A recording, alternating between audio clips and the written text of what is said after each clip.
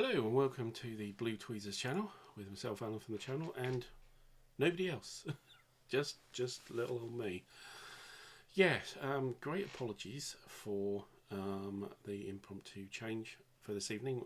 We were going to bring you the exclusive playthrough of The Long Road with the designer Mark Walker and couple of his playtesters, but illness got in the way and Mark couldn't make it, so we're going to postpone it. I haven't actually got a date exactly when it's going to be, but hopefully the emergency will pass and we'll get it scheduled. So sorry for that.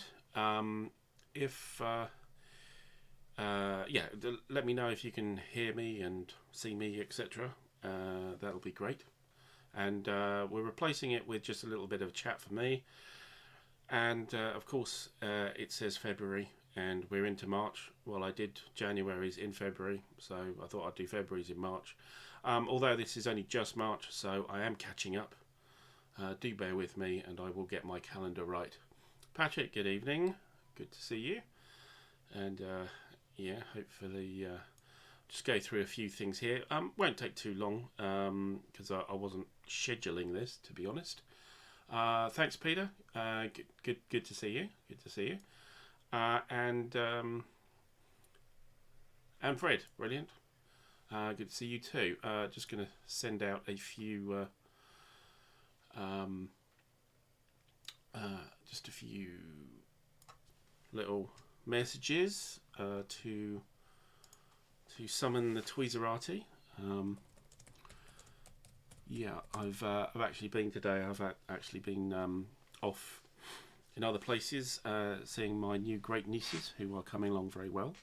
They are 3 weeks old now, although they've still got a week and a half to go, I believe, until they're actually term, if you like, 40 weeks when they should have been born. But they're twins, no, identical twins, and they were born five and a half weeks early, so they're pretty tiny, but very cute, and spent the day down there and rushed back for our live stream. Yeah, how's it been going with everybody, and what you've been playing for us? Let me know what you've been playing. I'll see if I've played it. I haven't played it. May ask some questions. May just ignore you. You know, usual kind of thing. If you've been in the chat before. So let me know what's going on in your gaming lives, and see if we can get any correlation, any discussion going as well. I've got a few things to show you. Not a huge amount. I am awaiting arrival of two games, or game components, which should have been, well, one of them should have been here, the other one shouldn't, but it's actually on an eBay auction. I'm about to win it, but there's a little bit of story there. If you were at the War Room, watching the War Room yesterday evening, afternoon, whenever time it was for you, then they talked about it as well, and yeah, I'll have a little chat, a little story about that as well, if you didn't hear it from there. And if you did, well, I'm going to repeat myself, so it's my story, so they nicked it. Haha. Yeah, let's see if we can get some more. Who have we got so far? Mike. Oh, Mike, hey. Hello, and David. And Magnus. Still puddling along there, Magnus. Thank you very much for popping in and seeing us. But very nice to see you all. And yeah, again, sorry for the newcomers.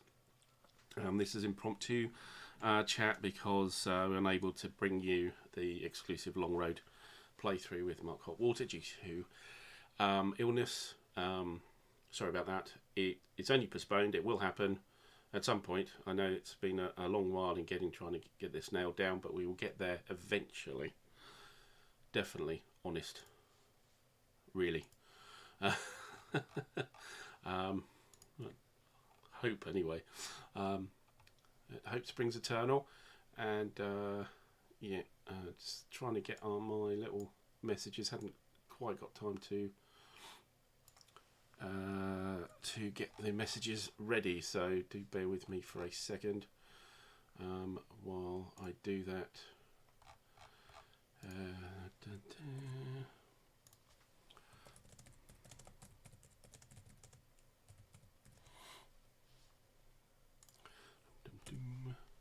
So yeah, and again, what you guys have been playing, and let me know anything new in the gaming world for you, and we can discuss. Still trying to come on.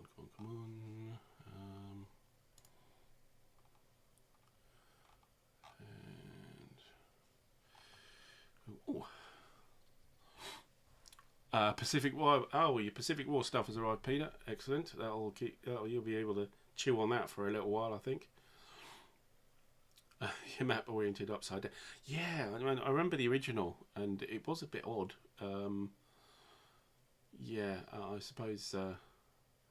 Yeah, I kind of remember that was it was a strange sort of skew on it. Useful, but you fell asleep to. Magnus fell asleep doing Night Fighter live stream. Well, it was a night fighter, so you know, I suppose, and it was all a dark map with not a lot on it, and me and Ruff just droning on. I suppose it was. I can see the soporific possibilities in that stream. So don't feel.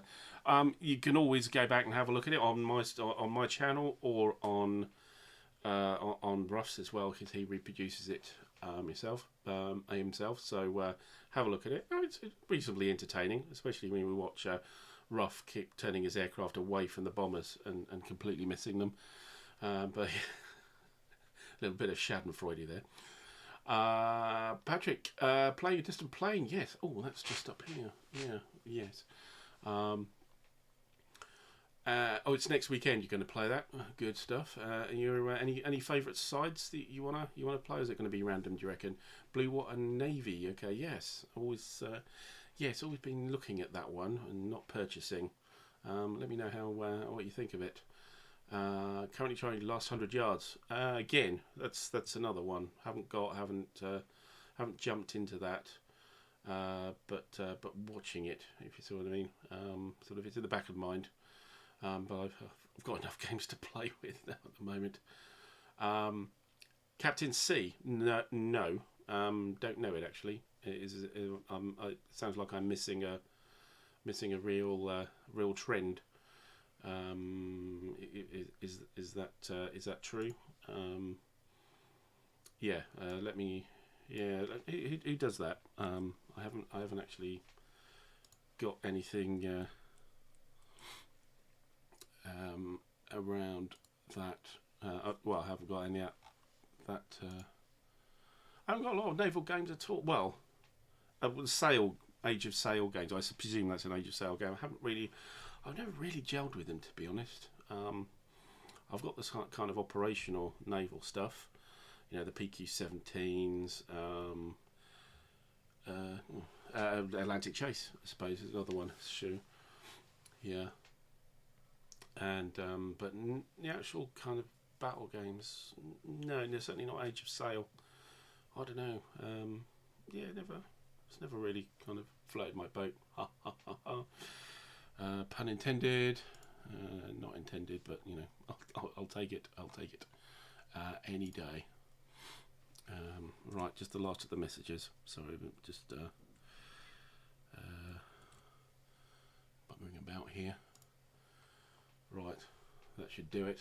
Let's get rid of that. So, where were we? And MBT from Fred, excellent. MBT. So, yeah, that's tactical modern. So I've got the long road here, which is kind of MBT with monsters. Yeah, kind of. Yeah, thought that was. More interesting. I don't know. Yeah. I think so. And Simo, good evening, Simo, and you're getting Vietnam and Army Group Centre. So Vietnam, that's the GMT reprint. I think did they ship that already? I didn't know. I haven't ordered it. I haven't ordered it. And Army Group Centre, another one I didn't order. The Army Group series, the Vance von Borry series, I think it is. Yeah, I did have one of those. I had Crimea for a while. So dipped my toe in. Couldn't really get on with the system. Can't remember exactly why, but yeah. Mike, Legion Wargames. Oh, okay. I've got Hill of Delves coming. That's one of the ones that should have been here, which I should have been able to. So yeah, that's I'm sure it's Legion. I think it's Legion. I'm pretty sure it's Legion.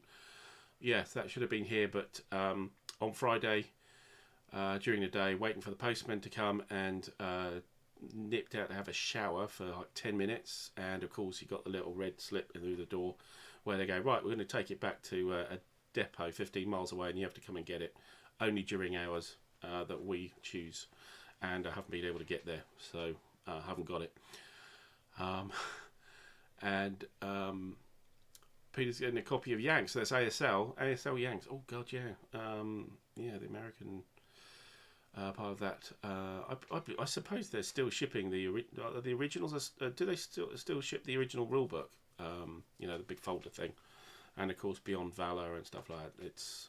I do have a copy of that. I have a copy of the rulebook, Beyond Valor, Yanks, Hollow Legions, and the British one, West of Alamein, I think. All the original ones. I've got it in. They're actually in the cupboard. They're even not on display on my shelves here. Haven't touched them for since last century.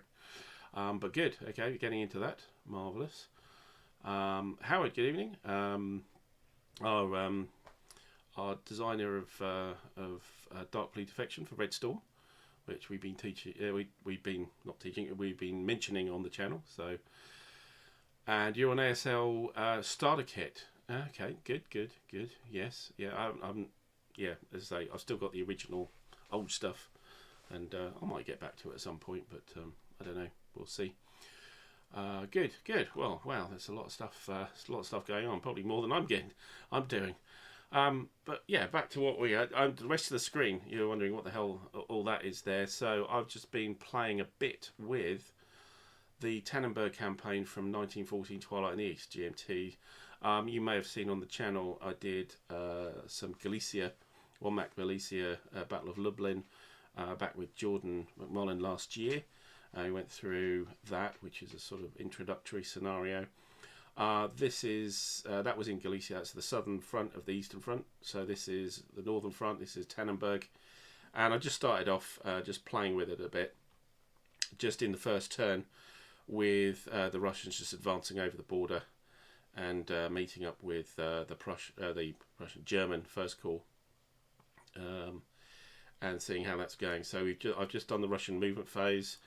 If I zoom out, we've got that's the line of demarcation between First Army, the Russian First Army up here, and the Russian Second Army all the way down. Where are we?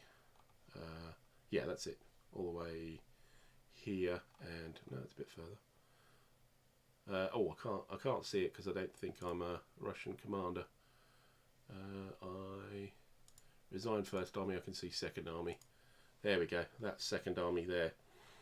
So the Vassal module has this way of you just popping in and out of the different commanding stations.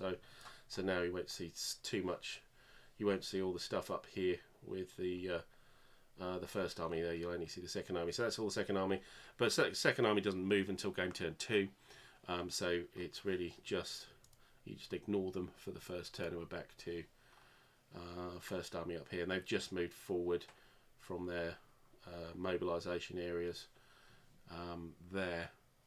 So some interesting special rules, some variables, some optional, some not here, which are these odd, strange brown and red counters. So this represents, this is the 1st Cavalry Corps, Russian 1st Cavalry Corps. This is the Khan of Nakhichevan, who was an old bloke who didn't really want to do anything, and was very reluctant, and that affects the capability of the cavalry units up here, in that they sometimes don't move, and when they come into contact with something they tend to run away without fighting it. So even though this looks pretty enveloping here, these guys are just going to step back and decide not to fight. Over here we've got Rennenkampf as well, who will, I think for the first two combats, will actually make the combats more bloody for the Russians. And over here we have, oh, we can't see it because I'm not German, just let me do the German 8th Army. And we got von Francois here, who is commanding First Corps here, the red tabbed, and he gives shifts and increases the bloodiness of the battle for a couple of the first couple. These little bonuses from the game because of the state of the commanders at the time. Rennenkampf and Francois are optional, but they're there, so I might as well use them. The Karnamnaki Javan is actually a fixed rule. You have to use this variability of the cavalry here, because they have the ability to sweep through, but they never did. They just kind of hung about and didn't do very much at all. And we've just second corps here was just got off the trains here in Suwałki, and we will start moving towards the front. We've got supply problems here as well. Here, this is the supply trains here for the Corps. 20th Corps, which are these guys, 3rd Corps, which are these guys, and 4th Corps, which are these guys. And the thing is, that's where they start, and they start in what's known as incomplete. And what that means is that they're -2 on their range of providing supply, and if you spend a turn doing nothing but trying to get incomplete, you move it to a second stage, it's incomplete 2, which is -1. So normally they've got 5 hex range or 5 movement point range. I've just stuck them there, and they're moved up to a 4 hex range from 3, which is, you know, -2 up to -1. So I've done that with these. What that does mean is that these guys are way out of supply from these chaps. They've got 4 movement points to get there, and they're not going to supply anybody at that distance. What we've got here is that these guys will be supplied directly from the railroad, this central railroad running through to Gumbinnen from Kovno. So these guys will be supplied, but they have to be within 3 hexes, otherwise they'll be in low supply. These black guys here, the 4th Corps, they've got the ability to get back to this station here, back to Suwałki, but it's beyond 3 movement points, in which case they up to 6 movement points they will actually be in low supply. So they've already got supply problems up here. Same with 5th Rifle, I think, because this is not Russian railways, these are German railways. That's the line here. So yeah, that's interesting. Part of the first turn might just do a few attacks or something if we have time. And that's Twilight in the East. Quite like the system. It's the original game in the GMT range. There's Offensive Outrance, which is the Western Front, and then there's the Serbian-Musturbian, which is the Serbian front, of course. I've got both of those, but they have an updated, slightly streamlined sequence of play and rulebook from Twilight in the East. But I'm still quite happy. I like the scope of this game. It's a big game. It's 3-4 mapper, I think. Though I've never been able to play the whole one, but it's nice to see. Here's the the German 8th Army dispositions here, all ready and raring to go. But there's not a huge amount of it, but it's tough and strong, and we'll see how we get on. Right. Anybody else? Anything? Played the 1940 system at all? Let me know. Let me know what you think of it. Any of those 3, or there was a precursor game, or a couple of games. One was the Cossacks Are Coming, and there was one called Home Before the Leaves Fall. That was Eastern Front, Western Front, and they were even more complicated. I think Clash of Arms did them. I think it was David Bolt that did these. These ones are Mike Resch, I think. I've done these 1914s. I don't believe there's anything new coming out of them. There was there was the Oregon Wargaming Group, I think, did some magazines, which was Mike Resch's sort of local group. It gave you some extra scenarios, particularly for Twilight in the East. So I think you can just about still get those from GMT, fairly cheap. It's just a magazine, but it's dedicated to the 1914, and also has a lot of historical background as well on that. But yeah, that's what I've been playing with a little bit over the weekend when I've had a chance. So next, what else do we have here? So you may be aware of my PBM game of Compass Games Stellar Horizons. I'm playing the Asians, the sort of India, Pakistan, Indonesia, Vietnam kind of conglomerate. And yeah, we're on, what turn are we on now? We're moving on now. We are on 2060. I think actually 2061. Yeah, 2061 we are. We started in the 2030s. So, not a huge amount has happened since the last chat. It goes through slowly. There's 4 players in there, and there's quite a few phases. So at the end of last decade, I've got my 3 crewed vehicles, but the 2 main ones. I've got one which is basically a cargo vehicle, which is this guy here, Jamnagar. He can take 4 resources and travel around. I have 2 others, but they were reserved, so they needed replenishment. So one of them has just returned. It was up at Mars, and it's just come back, and it's gone back to Earth. Here's the one here. This one I need to spend a supply and a fuel on it to replenish it, and then it can go off. This one here I just launched from Earth, and it's on its way to the Mars system here. Back in the day, it was the crewed vehicle that actually shot down some pirates out of around Mars, but it's suffered some damage, and it was also reserved as well, so it had to go back. It's launched from Earth there. And I've got a base on Mars, which you can't really see. It's kind of lurking behind all this Chinese stuff. Let's just zoom in, and we can maybe see it. It's behind there somewhere. Actually, I think he's there. That's it. Yeah. So yeah, that's my base on Mars, and that's got a mining station, so that has been producing supplies, which is the blue marker, little teardrop blue marker. There's 3 resources: supplies, ore, and fuel. Ore is a sort of little fire one there, and ore is a sort of grey colour, and so it's got yeah, it's got a whole load of, oh sorry, that's the one T.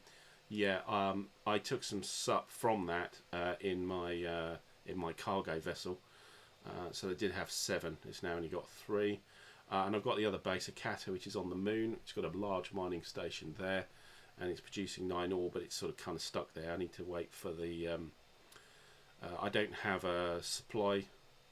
I don't have a supply station like I have in Earth orbit here. Which means I can't, build rockets and send stuff. I have to wait for the cargo vessel to come pick it up. So, yeah, that's the situation there. I'm going all right. I'm not sure I'm winning, but I'm going okay. I have this perennial struggle where I'm trying to discover something significant in Venus. I spent pretty much a decade and a half trying to do this. Mike, you played South Americans and actually won. Excellent, excellent. We've got the Asians, the Chinese, the Russians, and the Japanese in this game. Just the 4 of us. So yeah, with Venus, I've got a mission here, which is I get 4 points for getting a significant what's known as a depletion discovery in Venus, which is a discovery of value 3 or more. And I've just failed constantly to do it. I've just sent a probe down this turn, and that failed. It found something, but nothing significant. I've got an orbiter there who's going to be doing the same thing next turn, although usually it just kind of just blows up and doesn't tell me much. So it's like a forlorn hope. I hope I can try and get something out of Venus, but just failing spectacularly. I'm just looking to create settlements on these on these bases, because then you see these sell and buy markers. So those aren't useful until you have somebody there to actually live, but you need to actually spend resources to be able to do that, and kind of aim to try and do that so I can get these sells and buys, so commodities can be swapped for money or money for commodities, and it's quite useful. But yeah, I'm kind of in a bit of a lull at the moment with it. Not much on the exploration side, and I'm just trying to organise my crewed vehicles at the moment. And it's taking a little time, but we'll see. So that's my Stellar Horizons at the moment. Mike, you crazy with settlements? Yes, exactly. Yeah, the settlements because they enable the trade. They give you victory points. They are good. My initial aim was to try and get at least a decent amount of 2 out of the 3. All 3 if possible of the commodities, the resources, so I can start doing that building. So this base here on the moon is producing ore. This one on Mars could produce either supplies or fuel. I chose fuel this time, but it could do. I did choose supplies this turn, but it could do fuel. It's not as good at producing fuel. If you look at this, what's known as the world card here, so it can produce 4 supply or 5 fuel. However, with the supply, you get a plus here. Does it show you? It does. So you can see that +2 on the blue, +1 or +2 supplies. So 4 + 2 is 6, which is bigger than 5. I get a +1 anyway because I'm Asia, and we just do. That's my special ability for the game, is to get extra resources. So I can get both, and I can switch.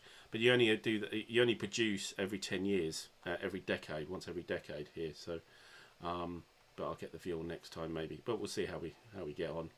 But you can buy resources on Earth, but you just have to then get it somewhere. It's nice to have them out in space already. Crossing, hello, good evening, and if you were joining for the long road playthrough with Mark, I'm afraid some illness got in the way and we've had to postpone it. So I'm just chatting around and hopefully entertaining you for a little while as a replacement here, because I know I did a hell of a lot of advertising for the long road, and yeah, had to call a halt today. But still, anyway. Right, that's Stellar Horizons, I think. It's enough from that. What else have we got? So we've got the Pericles. I'm playing PBM, but really nothing much has happened there. We're into the assembly phase, and we're just on the first vote on the issue. So there's not much to show you really. We're doing really badly, and that's Sparta. We're way behind. Really screwed up the first turn. Well, my companion on the Spartan side didn't do a lot, and he had the military issues to do it. I didn't, so I couldn't do very much to help. And yeah, we didn't very badly on the first turn. So we're all I'm in third place, just, but the two Athenians one is way ahead and the other one is just ahead of me, and my compatriot is way behind me, so which is not a good thing either. Still, so I won't bother showing you the Pericles, but here is the Gallipoli, GMT's Gallipoli 1915. It's a campaign game, which if you've seen before, I'm playing the Anzacs, and I'm playing the Anzacs, and my 3 other people playing the game, 2 playing the Ottomans and 1 playing the British, are all Australian. So as I've said a few times, no pressure there, eh? I think I've done okay. We're on, where are we on? We are on the 2 o'clock to 4 o'clock turn on the first day, so we're pretty much through the first day here, and I've built up a decent wall here. So the Australian 1st Brigade here, which was the 3rd Brigade to land and was in reserve, I've given it orders, successfully given it orders for a form a defensive line along here. There was the 3rd Brigade, which is still there, which was the first one ashore, and they attacked, and they were just gutted by the attack, trying to get through. Gareth, good evening. And so they were kind of holding the line on what's known as the disorganised defence order. And the disorganised defence order is basically, if you don't have anything else, you're on a disorganised defence. It's not great as an order, but these guys are on a solid defence order. They've just appeared there, and that's a nice solid line to the south, and they're facing this, which is the 27th Regiment here, which has just formed up. It's got a bit of artillery behind it as well. Yeah, some field artillery. And of course, over here we've got the 57th Regiment, 57th Regiment, which is Kemal Ataturk's lot. These are the guys that led the charge down the hill to almost push the Anzacs back into the sea in the first afternoon. So they're here, just on this ridge. The more orangey, yellow and orangey down to brown is the height. Green is low terrain. They're on this ridge here, opposing me. These guys in red here on my side, this is the 2nd Australian Blade. They were second to land as a brigade. They had orders to try and get way up here in the to the top of the hill, but they were never going to get there. I successfully changed their attack orders, so they went as far as here, which is Battleship Hill. Battleship Hill here. So that was their objective instead, which they've reached. Last turn there was some Ottoman cavalry which appeared, but I shot it to pieces, which was very good. And I've now formed up. Now these guys are still on attack orders. I can't complete the attack until the entire brigade is within 1 hex of this hex, and of course they're not. You can see down here these guys aren't. I tried changing the orders to defence. They've lost quite a few officers. If I look through the display here, show you the display here. So these are the officer points. As you can see, the 3rd Oz is they're just completely a whole mess here. They've only got 1 officer point. They started off with 13, and they're down to 1. So they're building back slowly. The 2nd Oz, they lost a load of officer points. You lose them for declaring assaults. Just declaring the assault, you lose officer points. And if you lose units, if you lose strength points, step points, you lose officer points as well, 2 at a time. So you can completely ruin a brigade very, very quickly in this game, and it just doesn't go anywhere. 1st Oz, of course, here, and the New Zealand Brigade, which is in reserve, quite happily sitting up here. And so 2nd Oz, they only got a 29% chance on a percentile dice roll to change their orders. They were going from attack to defence. They got a -10 on the dice, but they did have some confused units, which took 3 off that, and I just didn't roll good enough. So they're still on attack. That does mean that these guys are going to have to shuffle forward which is not ideal, to try and get into this 1 hex radius. Then I can complete an order, and then I can set a new order. Yeah, it was unlucky on the right. I think I just failed it. I think it was about 5 or 6 percentage points above what I needed. But that's very solid. The Turks have the 72nd Regiment coming up here to go and support the 57th here, and I think these two together kind of they've followed up an attack with the 57th and pushed the Anzacs back. But this is very solid. I quite like this. This is nice. They're not going to get through. I've got machine guns up the front. These little arrow facing upwards units are all there, ready and waiting for them to try and cross the sort of no man's land that's appearing in the way here. And it's just a deterrence, really, if I can make sure. I'm not sure I'll go very much further up here, because that's that 1 hex range from Battleship Hill. I could go into this hex here and this hex here if I wanted to.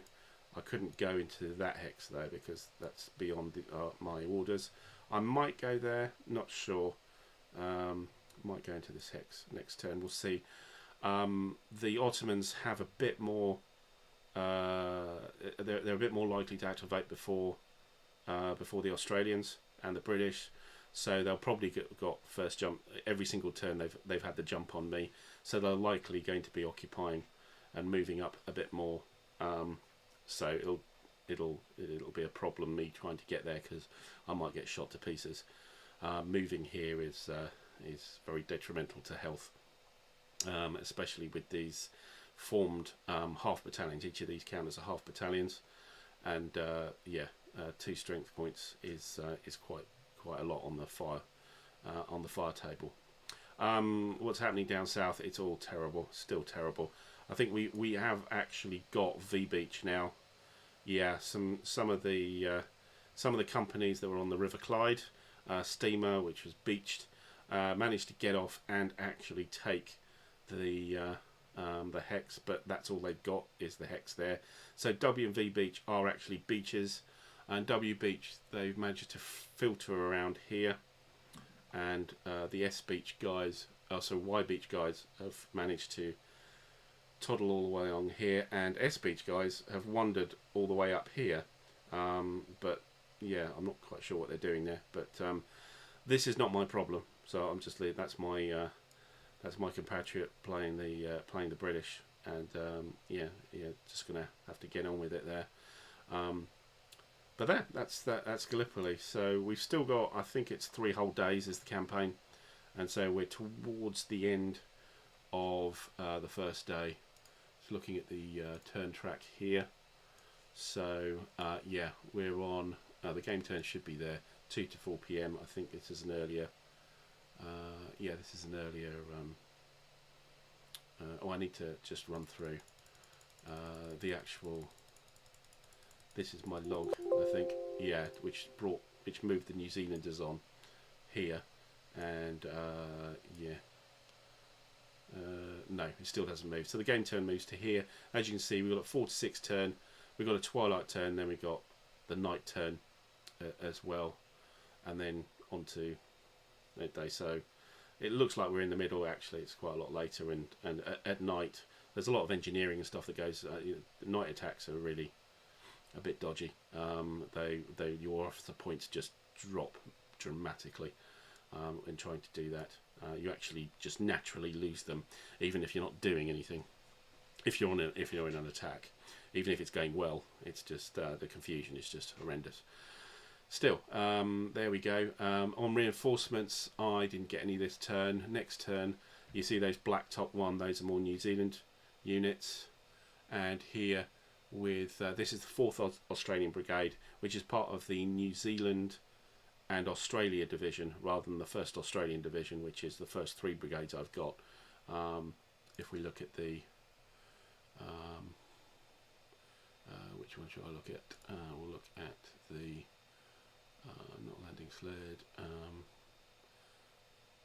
So this is this is the unit of the New Zealand and Australia division. So the first brigade is New Zealand, the second is 4th Oz, and then there's actually Indians with the 3rd brigade.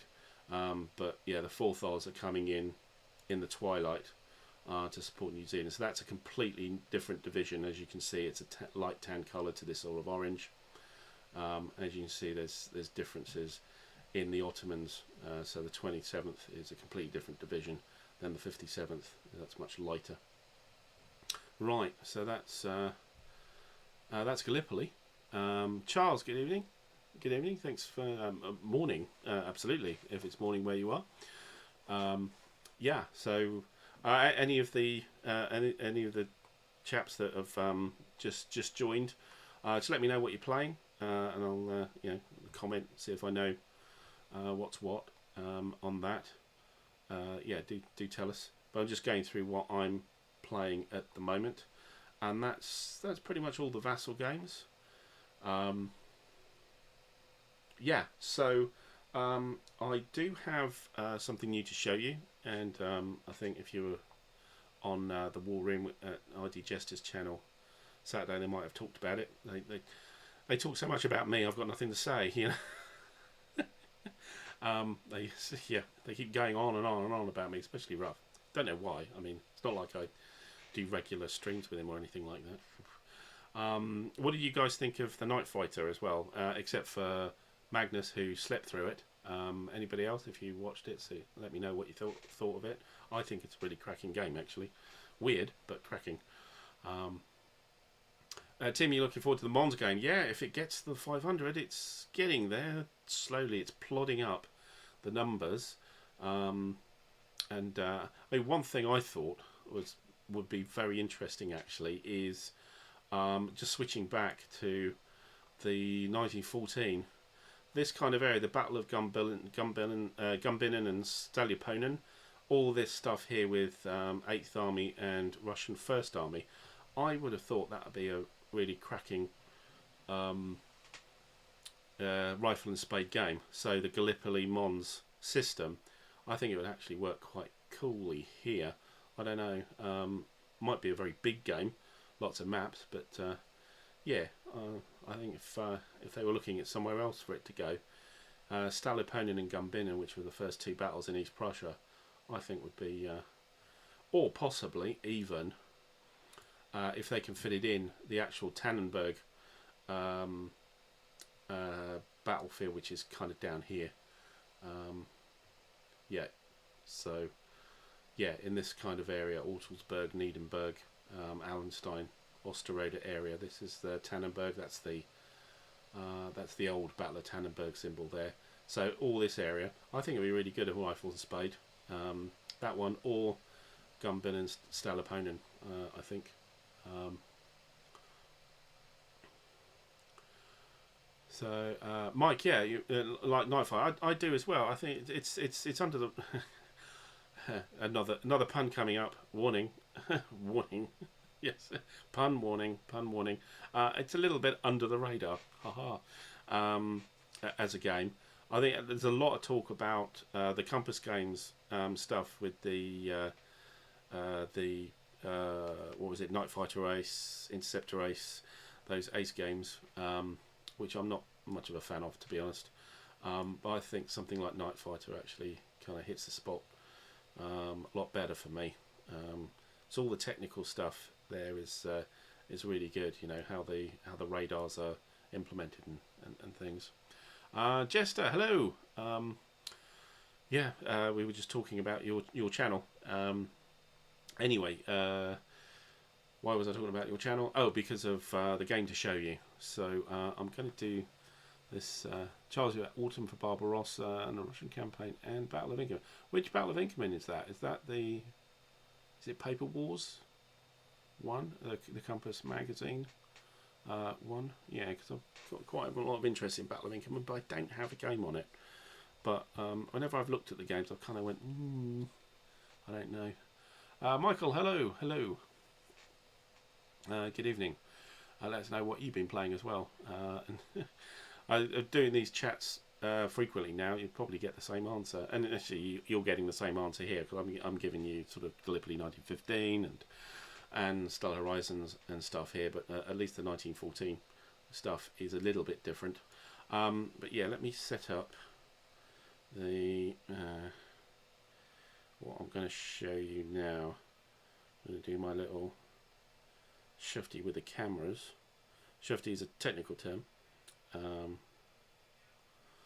and I need to bear with me while I get this all up and running. Oh, I think it's working. Okay, so now that's working, I'm just going to change the display. That is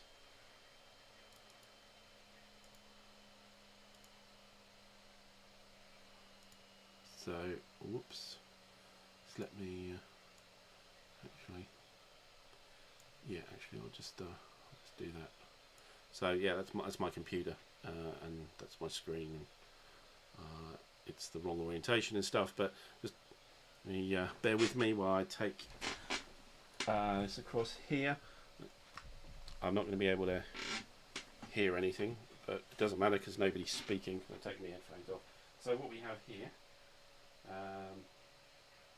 oops. Hopefully this is you can see this.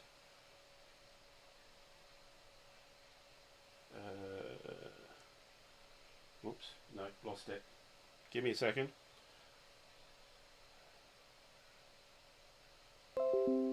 Right.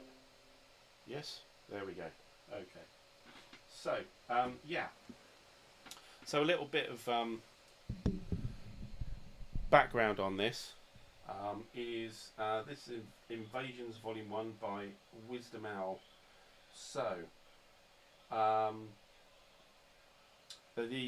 late great friend. Let me sit down so you can see me.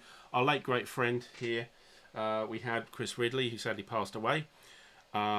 He was badgering me to get this game, and I was kind of. So Wisdom Owl, French one-man band, a guy called Philippe Thibault, and I have quite a few games from his previous company, which is known as As You Wish Editions. So I've got the original board game Europa Universalis. I'm sure everybody knows the actual computer game which it was based on, but I've got the original. Here it's actually in a kind of file box. So one thing about the As You Wish Edition games were their boxes just fell apart. Yeah, absolutely fell apart. So yeah. I've also got Hispania and also a couple of copies of Le Grand Guerre, which I know I've mentioned on the channel before. Le Grand Guerre, very big World War I strategic game. I like it, but I don't have anywhere to put it at the moment. Yeah, and the vassal module is not brilliant. And again, you can actually get a computer version of it, and I have tried it a few times. It's by what is it? The guy Matrix Games, I think, do it. They do a version of that. Anyway, so I've had a few others in the past as well, but I don't have them anymore.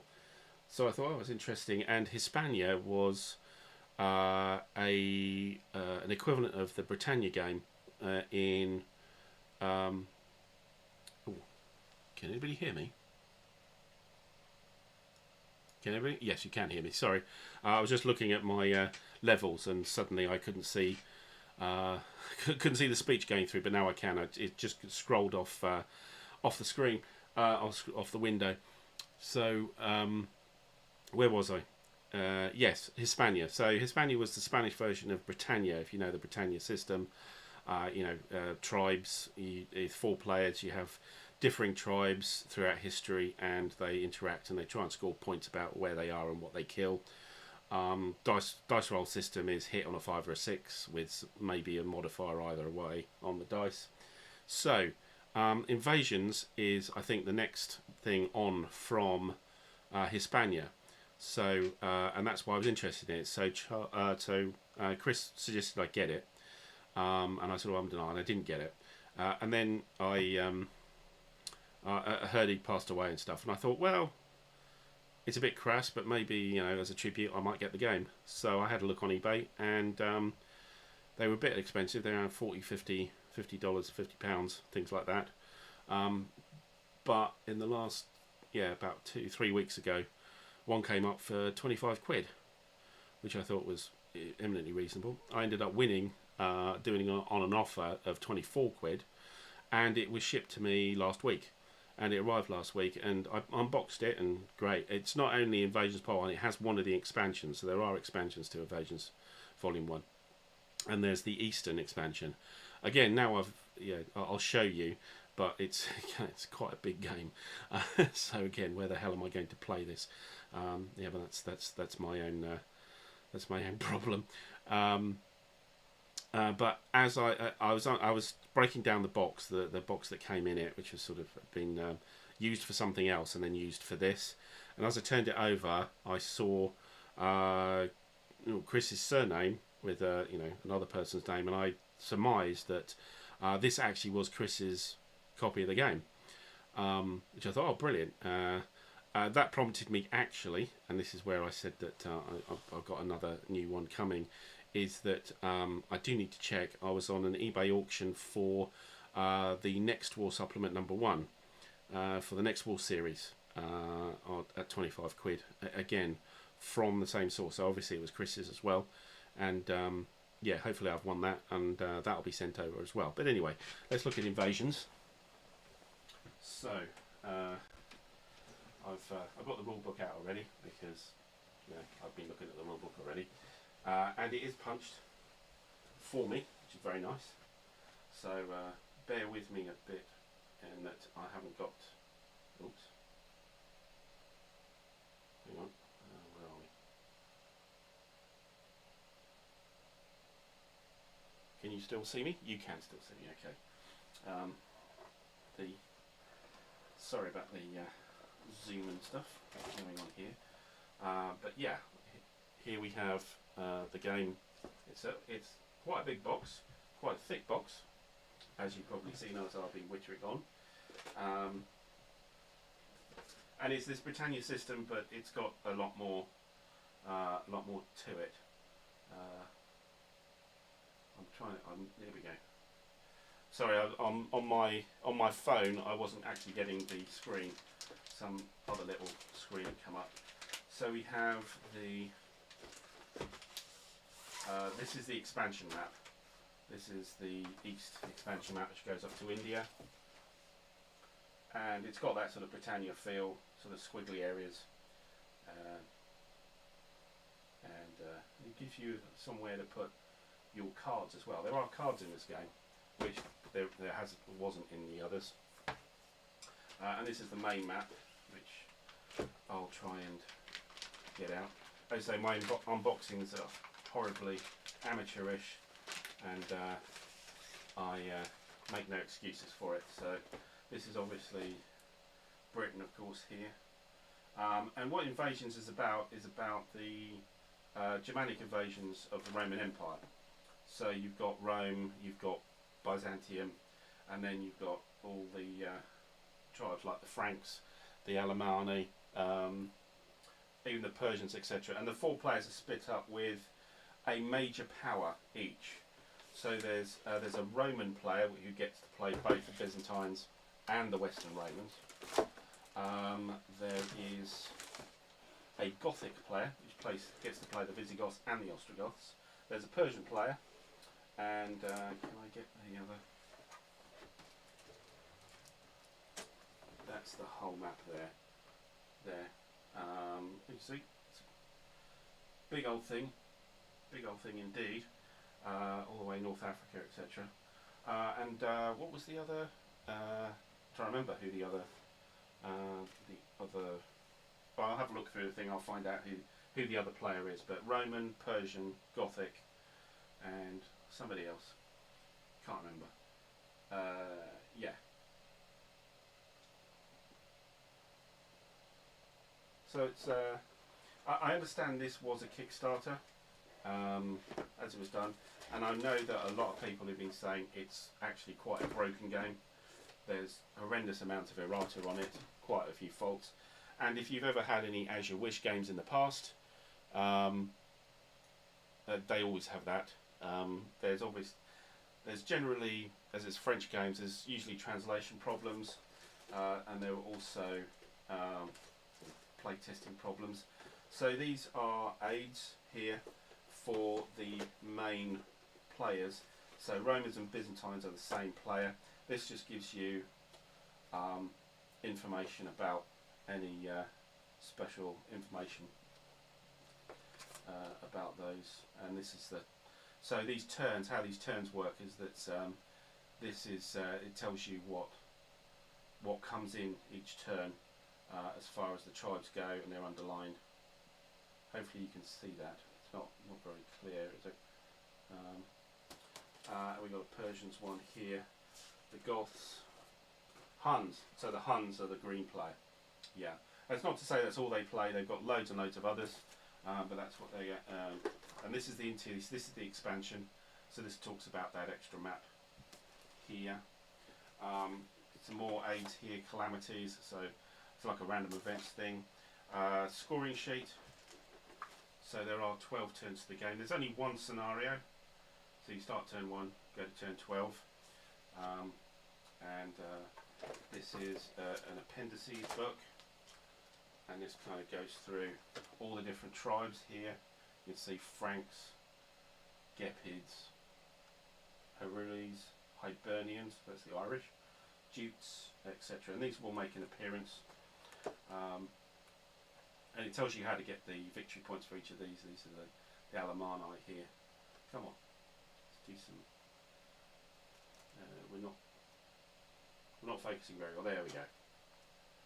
Arabs. So this actually kind of, the end of the game is when you get the Muslim explosion. The Arabs, you know, pile out of Arabia and then sort of almost conquer the world kind of thing. So that's volume 2 presumably, which doesn't exist as far as I know. Those are our appendices. We have, for each of the tribes, we have little sheets which tell them about the force pool. This is the Britones, the Britons. This is the red player. You get the red background, so you know who it is. Come on, let's do some. Yeah, there we go. This is an old phone, I'm afraid, so it's not brilliant on there.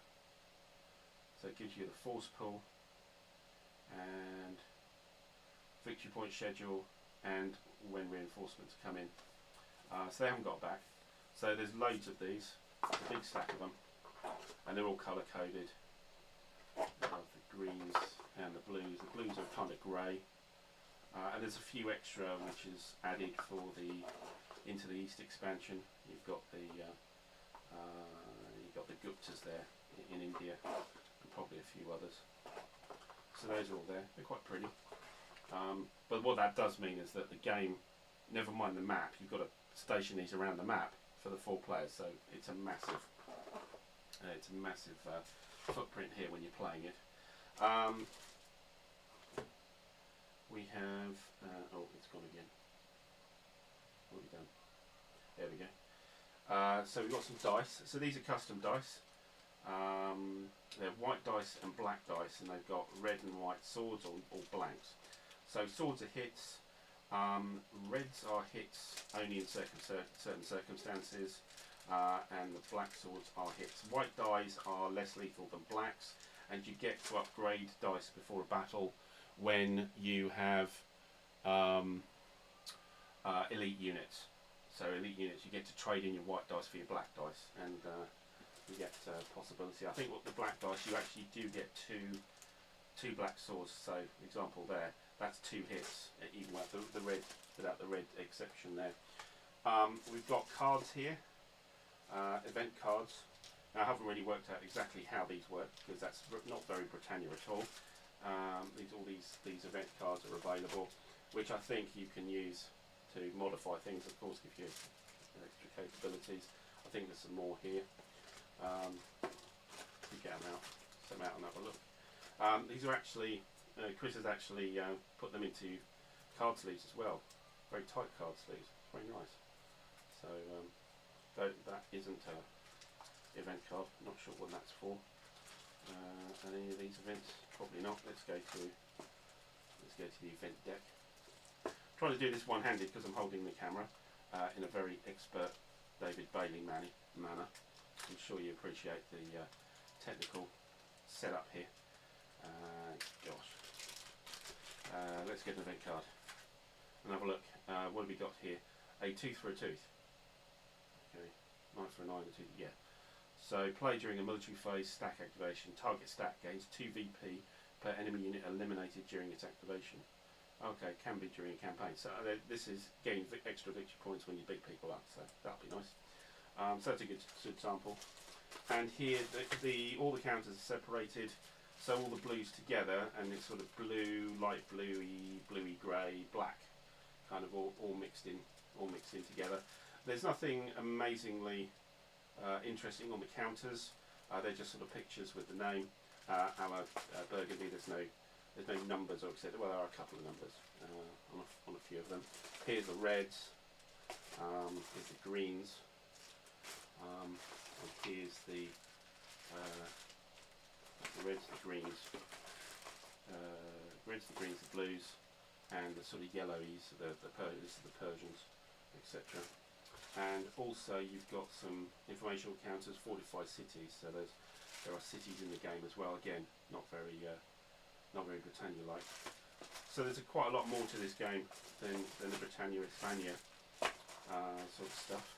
And as I say, I believe there are some living rules which have corrected most of all the problems, but haven't get enough into this game yet to find out. I've only just got it. It'll be interesting, but I think my main problem is where the hell am I going to put it? It's going to be, even if I wanted to do solo, and if not solo, it's a 4-player game. But yeah, I buy things I can't actually play. You know, I mean, I'm sure none of you guys do that at all, do you? Anyway, so that's Invasions, and I'm not going to box it back up and do it very neatly like everybody else does. I'm going to just come and sit down. Have I got anything else to show you? Not really, and that's why this is going to be probably shorter than the normal chat. So here we go. Let's just oops, turn that camera off, and we're back as we were. And thanks very much, and hopefully that you could see all that, and hopefully you could hear all that. That'd be good. Just the whole Chris Ridley thing is giving you chills. Oh, okay. Just being nice here. Thought I'd buy the stuff up that was being offered. That's all. Gareth, it looks great. Yeah, it looks great. Play, don't know. As I say, there's a lot of detractors on here. And as you wish, and Wisdom Owl, it's the next incarnation of it, and Philip T. Ball. Lots of criticism on rule books and stuff in the past, but I've got a kind of sneaking. I don't know. I just kind of fancy it.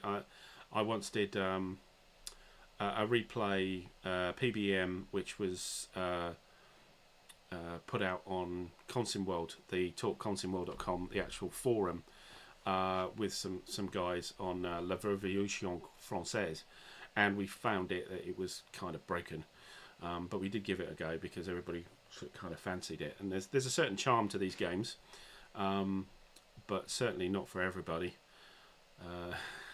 at all. And yeah, that's got what I've got to show you. So that's just been over an hour, and that's the chat this time. So it was fairly recently I did my last chat, and now I've got January and February out of my system. We're into March. I will probably be doing, a March chat at the end of March, maybe in April if I'm still really bad timekeeping. But the idea is probably the end of March. March is going to be pretty busy for me. I've got a lot of things like concerts to go to. We've got the Great Nieces to deal with, and I've got our rescheduled local amateur pantomime performance of Aladdin, where I'm the genie. That's going to be happening in the middle of the month, but no live stream on that, I'm afraid. Sorry, you're just going to have to come all the way over here to North Hampshire and buy some tickets if you wanted to see me play a genie. But anyway, so that's the busy stuff. What have I got coming through? So I've got the next War Vietnam. Hopefully I've hopefully I've won that. On the I was the only person bidding up until about just before this started, and I had about 40 minutes left on the thing. So hopefully it's mine. I'll have to check back. Yeah, I've got Hill of Doves coming when I go and pick it up from the post office. So that I'll probably do that tomorrow if I have time.